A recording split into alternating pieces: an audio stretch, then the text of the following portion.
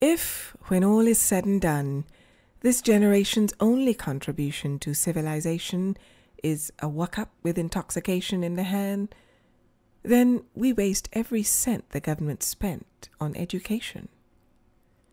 Then, when it's all said and done, how can we fault others if our people's only aspiration is all-year degradation?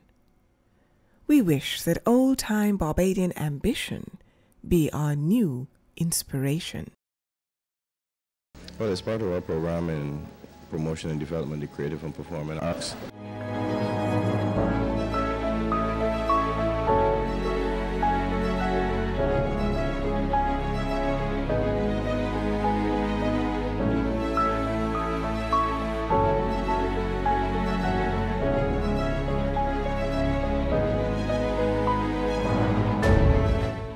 in this new series, like we do in all other series, we continue to celebrate exactly who we are. We celebrate our history and our culture.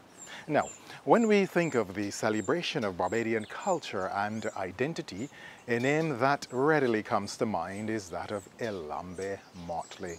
Many of us would recall those years when he was the lone voice crying in the wilderness, when he went against the established and taught our people why it was important to love and celebrate themselves and, of course, their culture. For that, this series now honors Elombe Mottley and provides him the platform for him to speak once more. Now, this is Elombe Speaks. Thanks for joining us. I'm Sherwood McCaskey.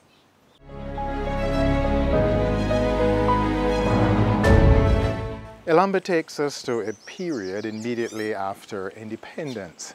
At that time, very little was done to reinforce the country on the parameters of what that meant.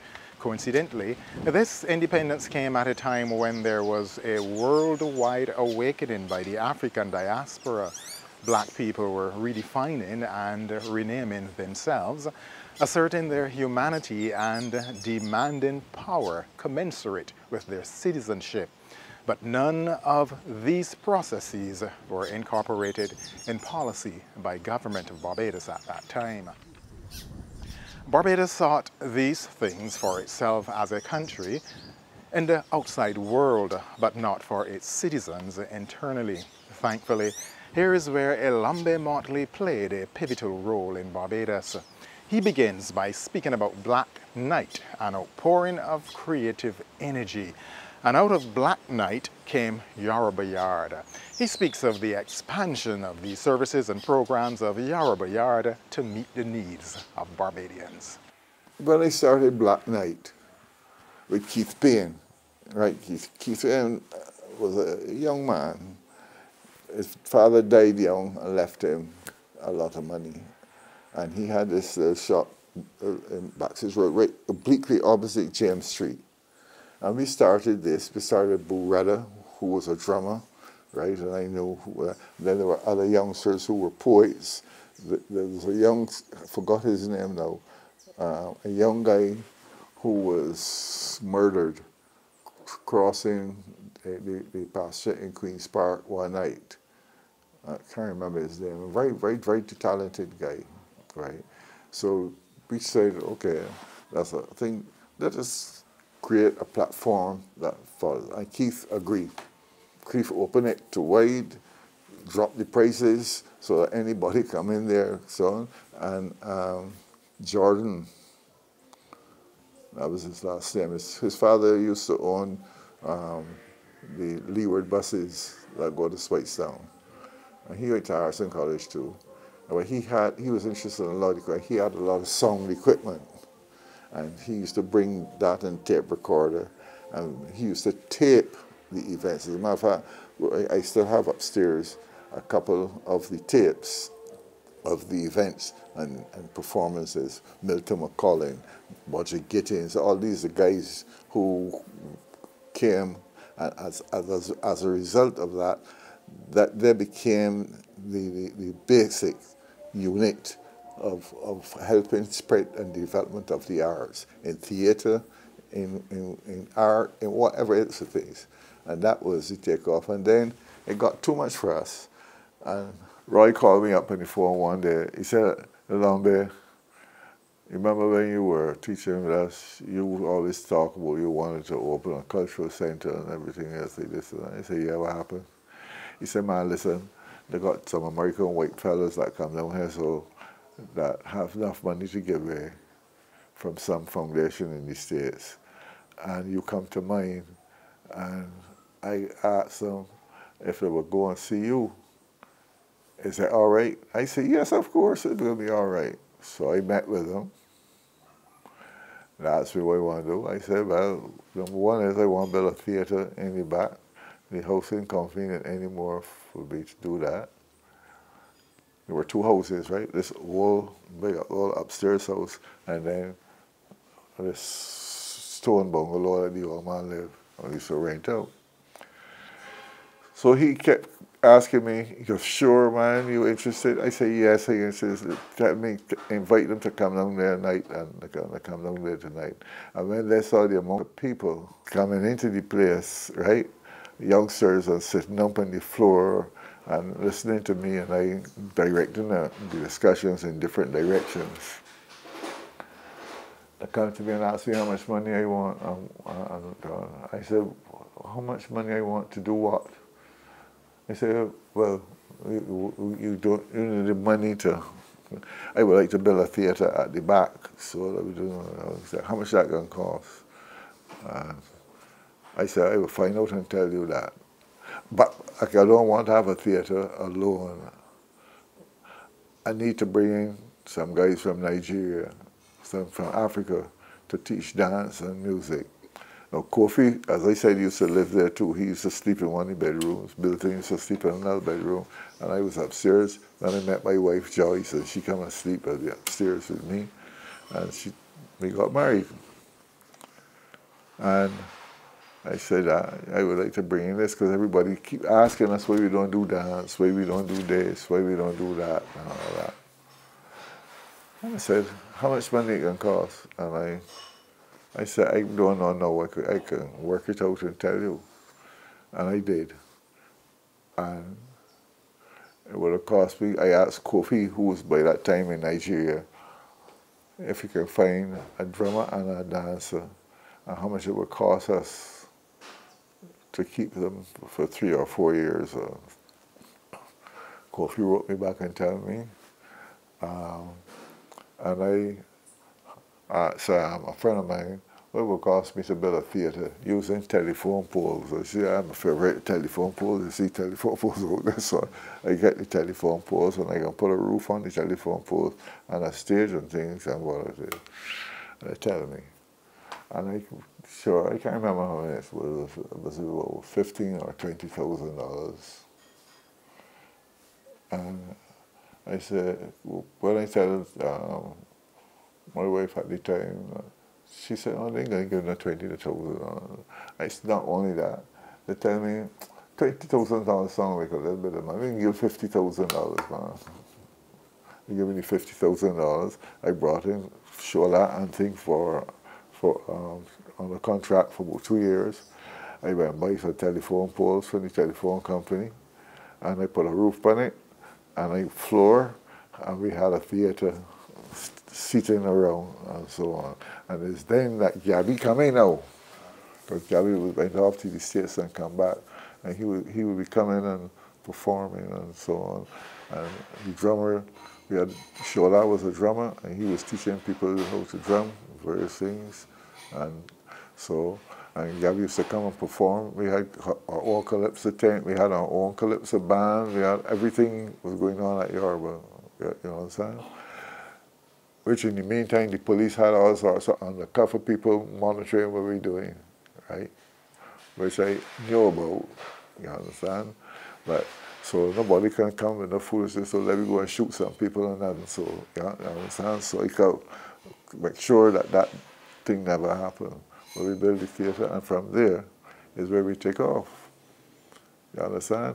And then it turned out now that I had so many young people that were there who were broke, who never got much education, doing no work, no jobs, and so on.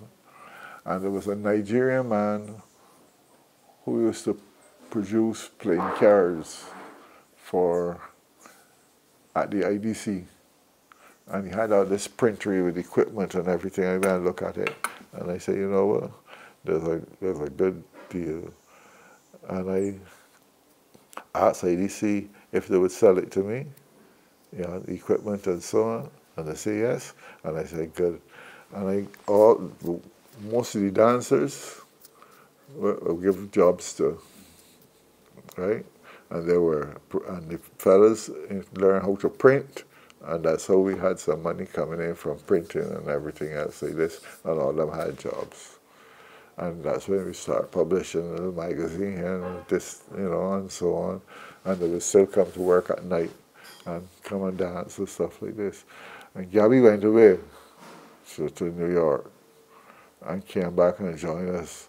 And I shall have upstairs somewhere some concerts that he did at Yorba Yard and sing and play. And the folk music now, that I went through the country and I recorded, I gained them upstairs there too, right? I started to teach the music to the group. So they started to learn all these folk singing songs, and they would dance to the folk songs, and they would sing to these folk songs, and they would do folk songs. And then we started holding concerts, and people would come and actually pay to come and hear people singing and hear them dance. And that's how Yorba took off. No doubt those undercover operatives were enlightened and empowered. Now, in spite of the fact that we had produced writers of the caliber of George Lamin, Edward Kamau Brathwaite, and Frank Collymore, among others, very little was known of them by the population at large. And to our consternation, we found that theatre was dominated by expatriates with productions that did not reflect us at this new and bristling period. The founding of the Barbados National Theatre Workshop attempted to meet this need. But exactly how was this done? We started the theatre workshop. And the reason we started the theatre workshop was they did a play, a familiar play about a black girl who happened to have been born in Barbados and who was considered a witch, right? And tell the story about this girl in northern New York and all sorts of things, right? So in order for these white people to produce the play, they had to hire a black girl to play the role, which was Marvo Manning. Then they had to hire somebody who can make her up, which was Monica Prokop, right? Dr. Prokop's wife from Trinidad. And the third person was Daphne Joseph Hackett to work with the costumes and stuff like this. And when the play done, they done with them one time, never invited any one of them to, either one of them to join Green Room Theatre.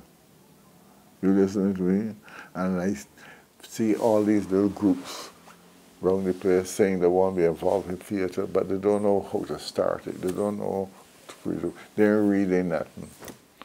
And I put all of them together and formed the Barbados National Theatre Workshop. That's how that started. And started now bringing people in. Carl Moore's brother, Roger, was an artist. Philian Bab was an artist. About 2 or 3 more. And the Arts Council now only like white people and protecting white people, you understand? And I started organizing exhibitions for them on the Esplanade, up at the Rocks, all about Barbados. You understand? I'm establishing them to go and all that. There was another youngster, I can't remember his name, he got shot in Queen's Park, walking across the field. Like somebody tried to rob him or something, so. You understand? So having gone through all that, the police, I got documents from the police reports from Yorba and all that. Police friends see, copy them and give them to me. That's how I know that I was under surveillance at all times and all that, right? But the question was, my belief was always one simple thing. If you believe in something, put your mouth where money is. You understand? Even if it offends people, they look out. I can express myself and do that. And since I wasn't an actor, nothing so, but I was involved. If you can have theatre, why black people can't have theatre? Why they have to go through white people to do it? That's when I formed Barbados National Theatre Workshop. And all them other people I put on the platform, I wasn't interested in publicity. I was doing what he was going to do. And that's why I established Yoruba Yard. And then that led to all these kids from New Orleans and tell them to learn how to dance. And I bring them in. I ain't know nothing about no dance. You understand? And I try to get people who know dance and teach them to dance. And then I realized a lot of them were unemployed and they had no work.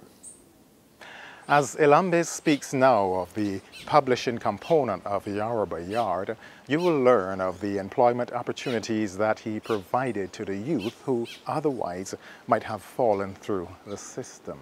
And we bought out an old printery that was established by, funny enough, a Nigerian who had established this printery in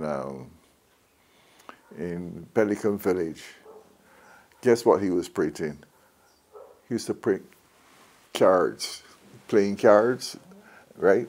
And business went down, so he sold the place, and we took the money and bought it and hired most of the dancers and students who were coming, and we spun off a printery to publish books, because there were a lot of people who want to publish things and didn't have it. But there were also a lot of kids who could not get jobs. So we hired them and teach them printing and various other things. They ran the whole show from top to bottom. I just selected all of them. Some became accountants, some became, graphic artists and so on.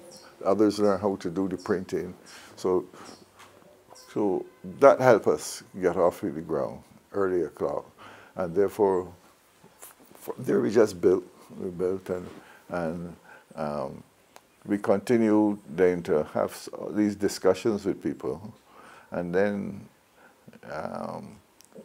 we saw talent coming out, people coming out to the woodwork that you would not think, fellas walking about the street who would come and say, I want to know if I can join you, and people who used to go up at Shifet and eat. When Shifet was those starting, and the two brothers who started it was by the gas station across the street from there, right?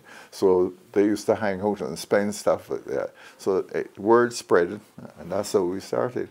Then we started doing public lectures for education purposes and stuff like this. And that's how we got going, Wonderful. Imagine that. A community organization that empowered the people through its many programs and services, and of course, those public lectures. Elombe speaks of the gratitude of at least one young lady whose life was influenced and transformed by the work of Yoruba Yard. The girl she was the accountant, she came to me and I didn't even know she was dying. But she was dying. She called me and told me she wanted to talk to me, and then she told me that the only person who considered to give her a job was me. She was from somewhere in the earlys, right? And she didn't even tell me that she had cancer and that she was to die anytime soon. She wrote me the letter, she thanked me everything, and then she do so and dead. And two or three children she left or something else or so, right?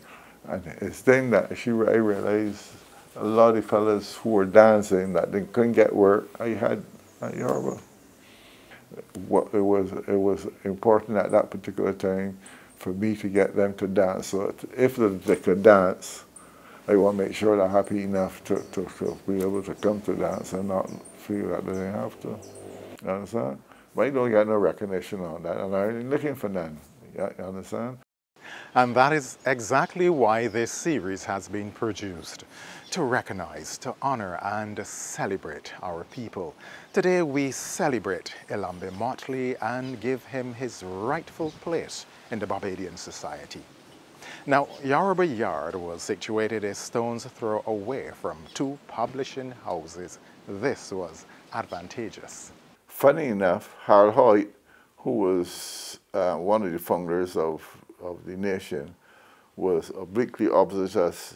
At first he was to the right and the Advocate was to the left.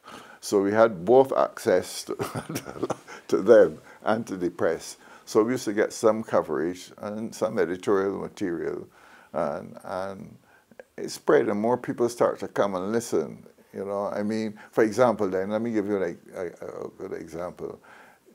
Julian Marischal, a Grenadian who was in the Air Force with Errol Barr, he used to work for the tourist board as a idea person or help with the publicity.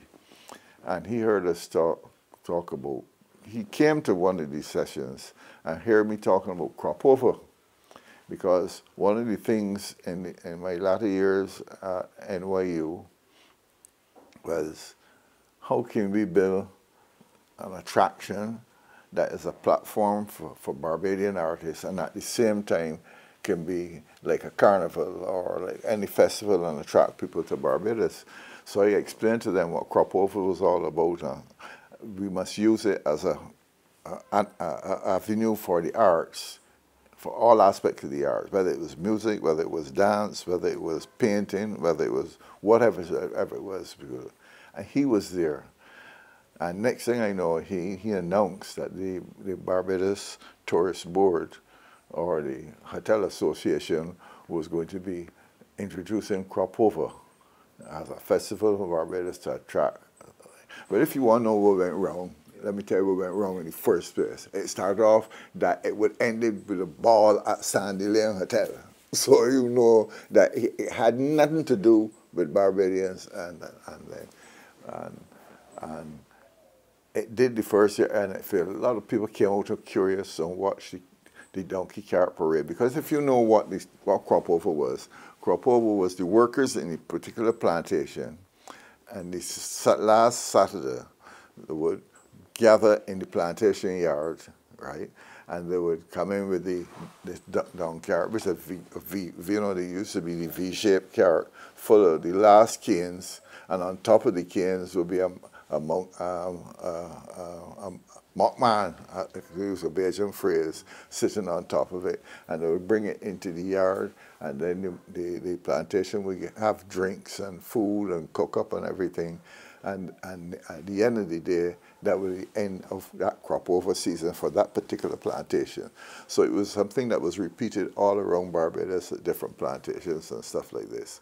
So he decided to do this with the donkey cart parade, Crown Broad Street, thousands of Belgians turned up and everything else like this.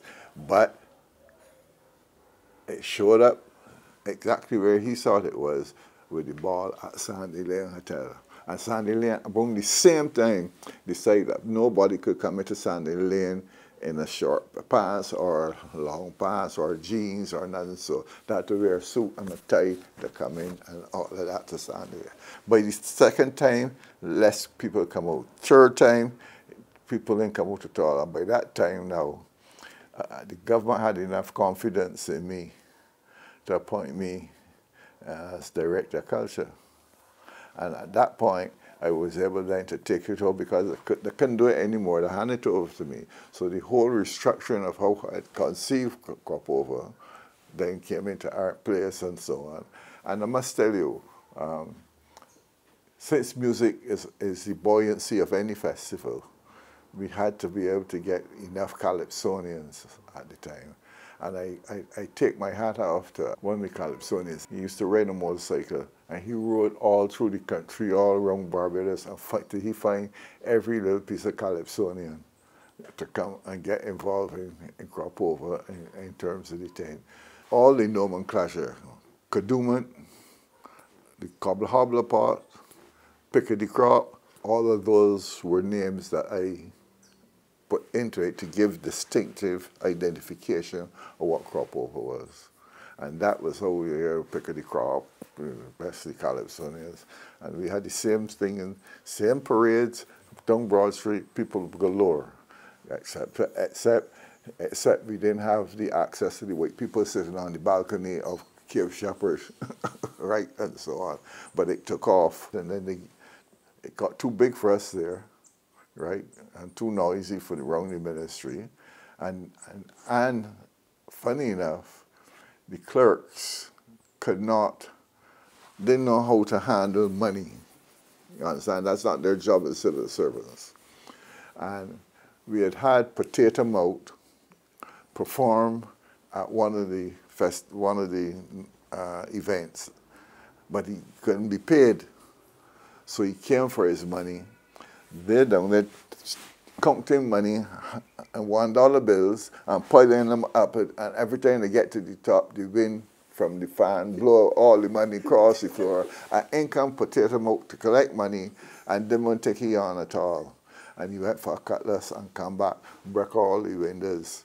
And Nigel Barr, who was a minister, Chessie Thompson, I think, was permanent secretary. Everybody rushed downtown, rushed downstairs, were going on in this place. And as a result of that, by the next morning, a paper went to the ministry, to the cabinet, to establish the National Cultural Foundation as an entity. And I was appointed then director. And they didn't have any space at Culloden Farm no more, so they used the old facility at West Terrace, which was really the commercial services for the development. In other words, that big space was supposed to be for a supermarket. Then there was drugstores, of which one was rented, and so on and all this. And we had that to deal with. So we now had this place to do the whole thing. And we did that. And after that, then, they allowed me to set up the National Cultural Foundation. And from there, the rest is history. An interesting history that ought to be researched, documented, and shared with all. Thankfully, Elombe Mottley has done just that. He has written a number of books where he discussed many of the above topics. In fact, the work of Yoruba Yard is well documented in Identities, Chronicles of 20th Century Barbados, Volume 1. You too are encouraged to conduct research and document and publish. I'm Sherwood McCaskey. This has been Elombe Speaks. The program continues next week at the same time.